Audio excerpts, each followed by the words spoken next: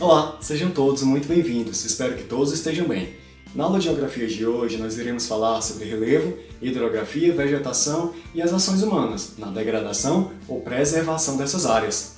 Você sabe identificar as formas da paisagem? Sabe quais são as partes de um rio? Sabe identificar, conhece as principais vegetações predominantes no Brasil? Se ficou na dúvida, então eu te convido a saber mais sobre esse assunto participando dessa aula. O que vamos aprender hoje? A identificar as características das paisagens e a ação humana na conservação ou degradação dessas áreas. Vamos aprender as formas de relevo, como o relevo interfere nas características hidrográficas, a identificação das partes de um rio e a importância dos rios, os biomas brasileiros, o conceito de intemperismo e ação antrópica, e como a natureza e as ações humanas atuam na transformação do relevo nas águas, na vegetação e suas consequências. Vamos então recordar o que é paisagem. Paisagem é tudo aquilo que a vista alcança. Ou seja, quando observamos o ambiente, o local que estamos, tudo ao nosso redor e ao longe, onde nossa visão alcançar, é entendido então como paisagem. As imagens apresentadas agora mostram exemplos de diferentes paisagens. Vamos observá-las e encontrar as diferenças que existem em cada uma delas. A primeira imagem é de um centro urbano, uma paisagem bem comum das grandes cidades. Observa aí. A segunda imagem já nos apresenta uma paisagem natural, uma área verde, sem presença de construções ou edificações. O que mais podemos perceber de diferenças entre as duas imagens? Se observarmos a forma da paisagem. Se é um local plano ou irregular, com rebaixamentos ou elevações, observa aí por um instante as duas imagens, tá? A primeira imagem é de um local plano, no qual as ruas, edifícios e lojas foram construídas sobre um local plano. Observa a segunda imagem. Já na segunda imagem, nós podemos observar uma série de locais altos com elevações e rebaixamentos, na forma de montanhas, como eu apresentei agora para vocês, morros, colinas e escarpas. Escarpas, nessa setinha amarela, são as declives, na borda das áreas mais elevadas. Viu aí então como são diferentes as formas das paisagens? Essas diferenças nós chamamos de relevo. Ou seja, gente, a superfície da Terra apresenta diferentes formas. O conjunto dessas formas, então, constitui o relevo, ok? Temos 4 formas principais de relevo e que iremos ver na aula de hoje. Chamamos essas formas de relevo continental, que podem ser observadas na superfície, ou seja, são aquelas formas acima do nível do mar. Essas variações do relevo são medidas a partir do nível do mar. Vamos olhar então as formas de relevo. Temos a princípio as montanhas, depois os planaltos, as planícies e as depressões. Vamos falar então sobre cada uma delas. As montanhas, os planaltos, as planícies e as depressões. Vamos conhecer mais sobre esses tipos, tá? As montanhas são as formas de relevo que possuem as maiores elevações da superfície terrestre, ou seja, são as formas de relevo de maior altitude que existem na superfície terrestre. Vamos relembrar então o que é altitude? Para você recordar, observa a imagem agora, tá? Essa paisagem tem ali o nível do mar e para você entender o que é altitude, para você recordar, a altitude, gente, é a medida vertical aí, ó, de um ponto da superfície em relação ao nível do mar, certo? O ponto do cume dessa montanha até o nível do mar seria a altitude, bom? Essa, é uma característica da forma de relevo montanha. Mas o que explica a montanha não é qualquer elevação que se destaca na paisagem, certo? Então, ou seja, o que define uma montanha não é a sua altitude, sim a sua formação geológica. Explicando de forma rápida, essa formação geológica, nós vamos para o seguinte slide. As montanhas elas podem ser formadas pela acumulação do material expelido pelo vulcão, nós temos a imagem aí para apresentar para vocês. Podem também ser formadas, resultantes da erosão, quando o relevo é esculpido por agentes externos, que modificam a sua forma, sendo assim um local antes plano, né, ele passa a ter um relevo montanhoso, como nas imagens agora apresentadas, certo? E também as montanhas podem ser formadas pela ação das placas tectônicas, que compõem aí a crosta terrestre. Isso causa os abalos sísmicos, são os terremotos. Então, em cada uma dessas figurinhas que você está vendo agora, tem o manto, a parte mais vermelha, a parte em cinza, a crosta terrestre, e a superfície em parte verde. O movimento da crosta terrestre, né, faz com que surjam as montanhas, certo? Esses movimentos de ir e vir, de se afastar ou de se encontrar, formam as montanhas e dão aí resultado aos abalos sísmicos, né, os nossos terremotos, tá? Que modificam as formas da paisagem, criando as montanhas, por exemplo. Bom? Pois bem, gente, o conjunto ou cadeias de montanhas nós chamamos de cordilheiras.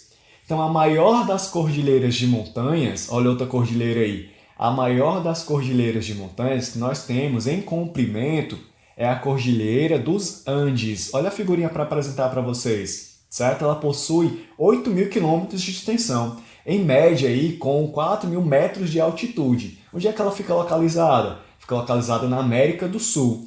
Desde a Venezuela, lá em cima, onde está apontando para vocês na setinha, até a Patagônia, região da Patagônia, lá na Argentina, tá?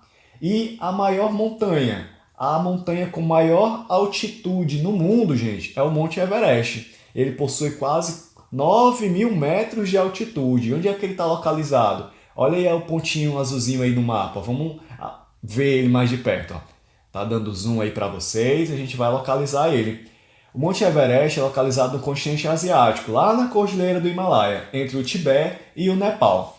Agora vamos falar um pouquinho de Brasil. Será que no Brasil existe também? No Brasil, gente, nós temos o Pico da Neblina, o ponto de maior altitude, com quase 3.000 metros de altitude. Onde é que ele está localizado?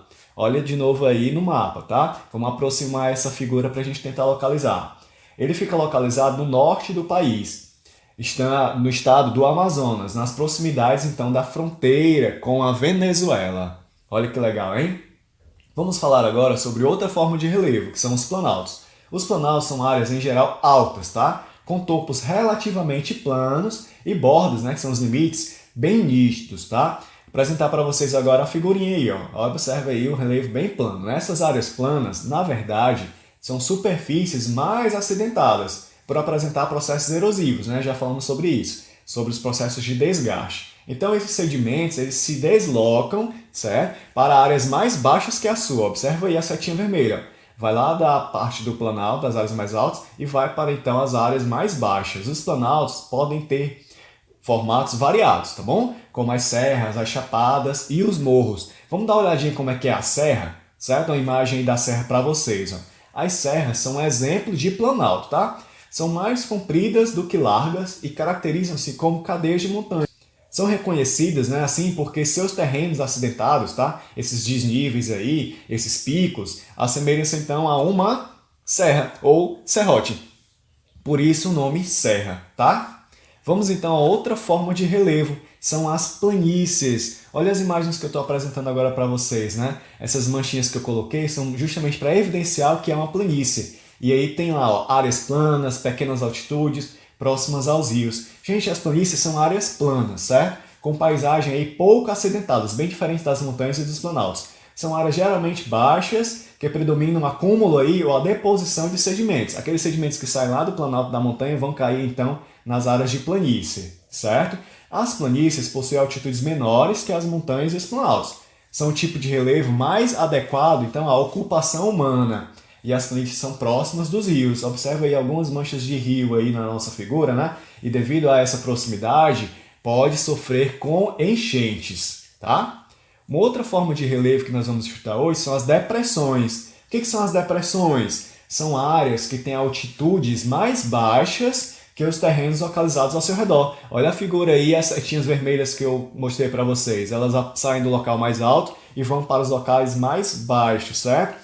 As depressões são um tipo de relevo que apresentam pequenas altitudes, que são mais baixas que o nível do mar ou que a região é seu entorno. Possui aí uma superfície plana ou côncava, tá? E existem dois tipos de depressão. A absoluta, que se encontra abaixo do nível do mar, e a relativa, que é a mais baixa que o relevo ao seu redor. Então, nessa figura, nós temos que tipo de depressão relativa. Beleza, gente, vamos lá, vamos seguir com a nossa aula, tá?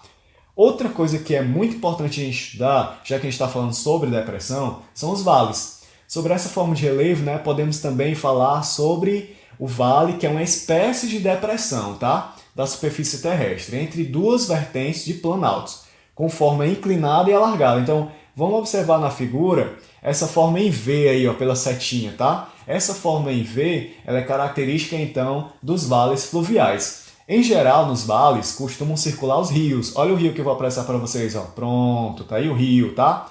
Que circulam rios que são seus formadores. É tipicamente uma área de baixa altitude cercada por regiões mais altas, como montanhas ou colinas, tá certo? Vamos então seguir a nossa aula e vamos entender agora como é que esse relevo interfere nas características hidrográficas. Mas espera aí, o que seria uma característica hidrográfica? Gente, o que é a hidrografia? Vamos lá. A hidrografia é a área que estuda os cursos da água, os rios e córregos, lagos, mares, oceanos e também as águas subterrâneas, que são aquelas que ficam aí abaixo do nível da superfície, tá? Então, como que o relevo interfere nos cursos da água? E será que os rios e os mares também interferem aí no relevo? Vamos tentar tirar essa dúvida, tá? Gente, ó, o relevo interfere diretamente nos cursos fluviais. Em relevos que apresentam altos e baixos, né, vamos lá, as figuras que eu apresentei para vocês agora, né, de planaltos, depressões e áreas de montanhas, as águas dos rios elas deslocam-se de forma bem mais rápida, certo? E isso contribui então com o desgaste do relevo, contribui então com a erosão. E esse processo forma os valos fluviais e também transporta sedimentos para as mais baixas do relevo. Então, em relevos de planalto e de planícies, né, a gente tem uma diferençazinha, tá? Nos de planaltos de montanha, nós apresentamos as figuras agora para vocês. Agora vamos ver como é que é esse relevo mais plano, como é que ele interfere, então, tá? Já nos relevos mais planos, gente, olha, como os de planície, os rios ele apresentam, né, de uma forma diferente daquele lá do planalto e da montanha, certo? Olha o rio aí, ele apresenta uma trajetória curva, né? E são bem mais lentos, olha aí, ó. Isso. E ele transporta os sedimentos para as margens. Essas setinhas vermelhas são aí a definição desse transporte de sedimentos para as margens, tá? Formando então as planícies fluviais. Gente, então é dessa forma que o relevo interfere nos cursos da água. E esses também interferem e transformam o nosso relevo. Vamos falar agora, gente, de partes de um rio. Vamos conhecer quais são as partes de um rio, certo? Vamos lá. O rio ele possui a nascente, o leito, a margem, o afluente, também possui o meandro, certo? E por fim, a foz. Vamos ver cada uma dessas partes do rio. Gente, a nascente. Olha onde é que fica a nascente de um rio. E o que é a nascente? É o local onde a água subterrânea ela atinge a superfície, dando origem então a um curso da água. O ponto onde essa água aflora, que a gente chama de nasce, né? Aflora, onde ela nasce, ela aflora, é comum ser chamado de olho da água, tá? Ou manancial. Então a nascente é isso. O leito, gente, o leito do rio. O que é o leito do rio? É o caminho que o rio percorre. Da nascente, então, até chegar no finalzinho dele, tá? Na foz. Então, leito é o caminho que o rio percorre. O que é, então, a margem? Gente, margem de um rio é o local onde que fica a beira da água de um rio, de um lago, lagoa, que encontra com a terra. Então, toda regiãozinha que fica ali à beira da água do rio é a margem. E o afluente? O afluente é o curso da água, certo? Que ele deságua em um rio principal ou em um lago. Então, os afluentes são alimentos, aqueles que alimentam o rio principal. Olha onde é que fica o afluente aí na nossa imagem, tá?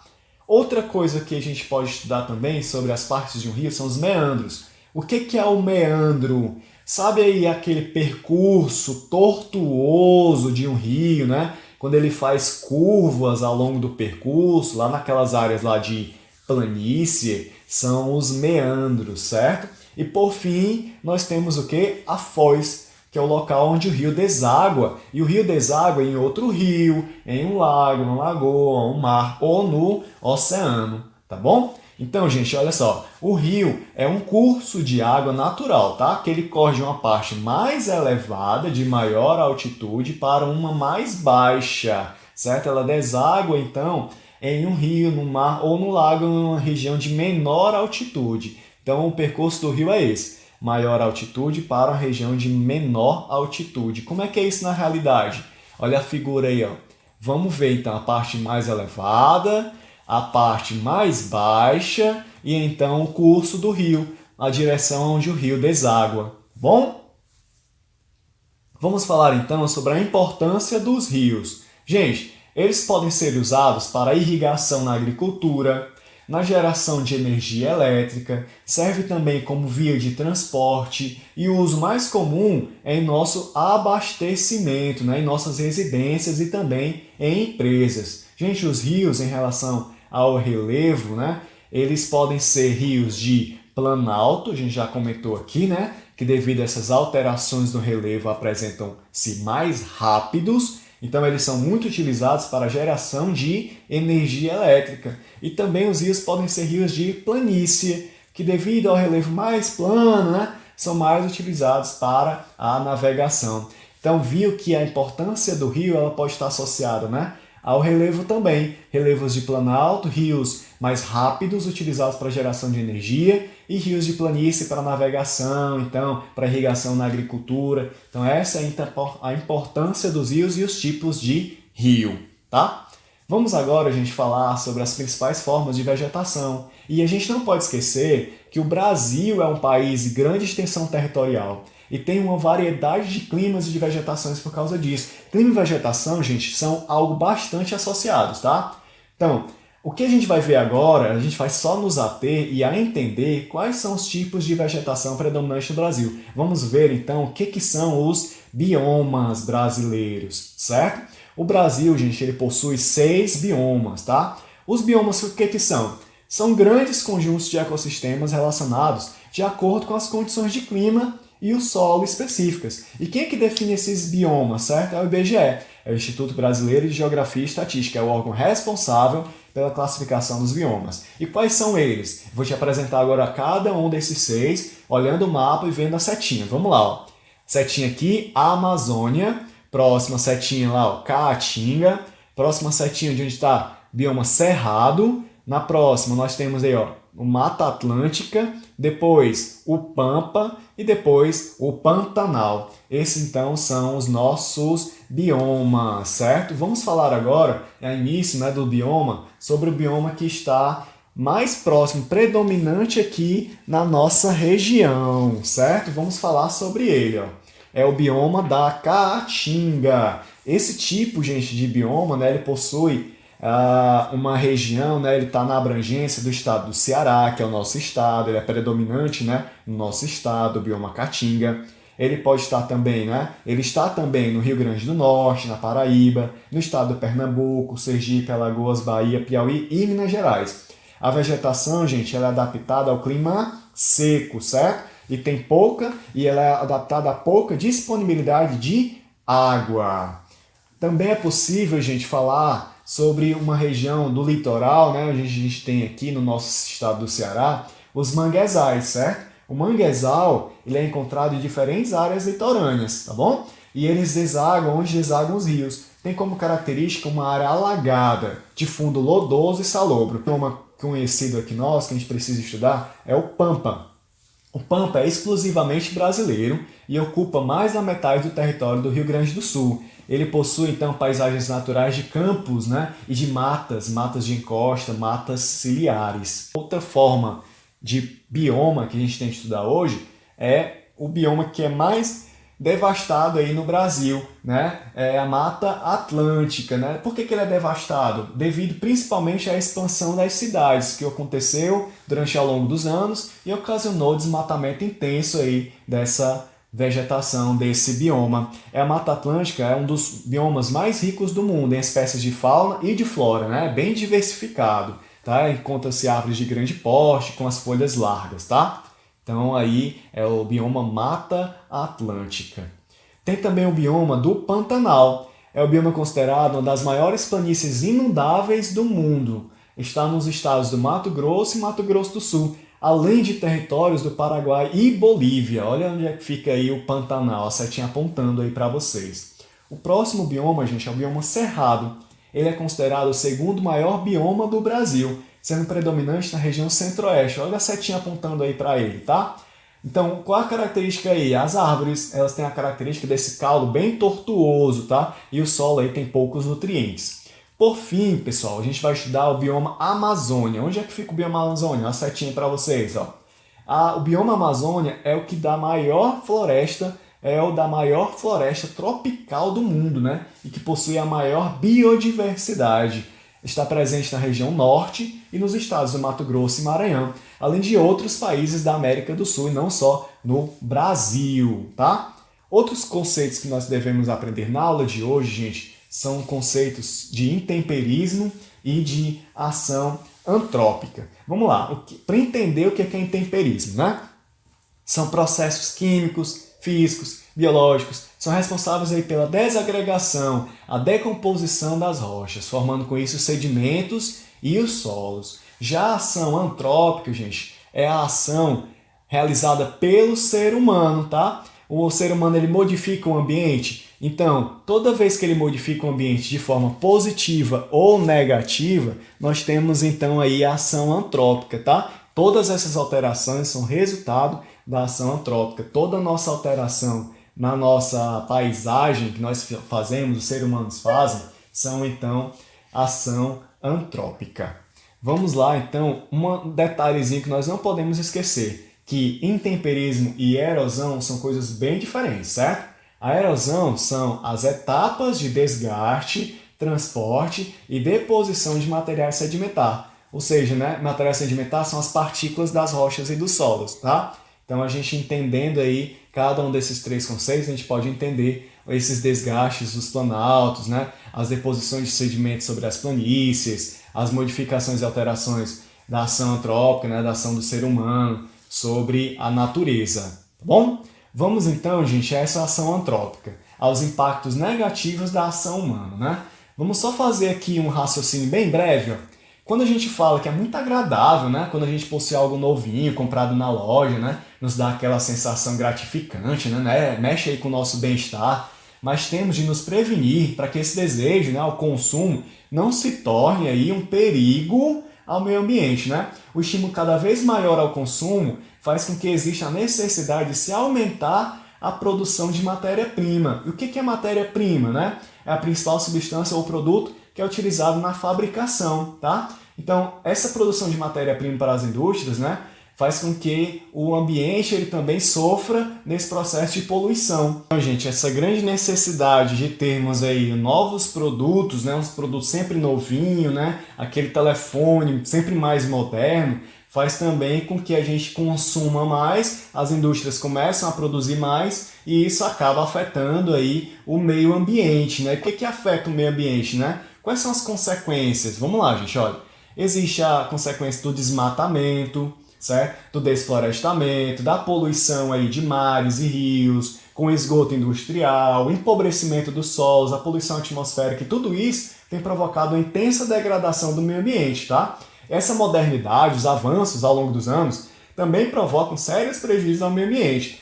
Então, ó, o aumento da temperatura devido ao desmatamento das áreas verdes, as enchentes nas cidades, algumas regiões que passam por uma seca extrema, né, como a imagem está mostrando para vocês, por causa das alterações climáticas. E essas alterações climáticas que causam a diminuição do volume das chuvas, racionamento de água, né, o aquecimento global e vários outros problemas ambientais. Mas além desses impactos negativos, gente, nós temos aí impactos positivos da ação humana.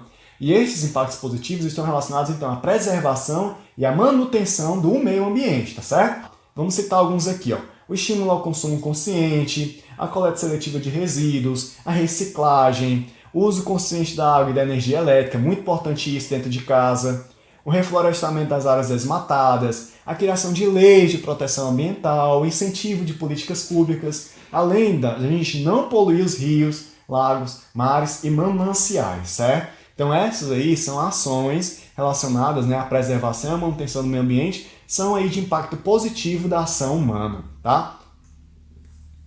Vamos agora aos nossos exercícios. É o momento agora da gente exercitar e fixar aquele conteúdo que nós aprendemos na aula de hoje, tá bom? O momento agora é de atividade, está na hora de fixar o conteúdo. Vamos então agora à nossa primeira atividade. Vamos completar a cruzadinha indicando as formas de relevo. Vou te dar 5 dicas, certo? Primeiro, são áreas que têm altitudes mais baixas que os terrenos localizados ao seu redor.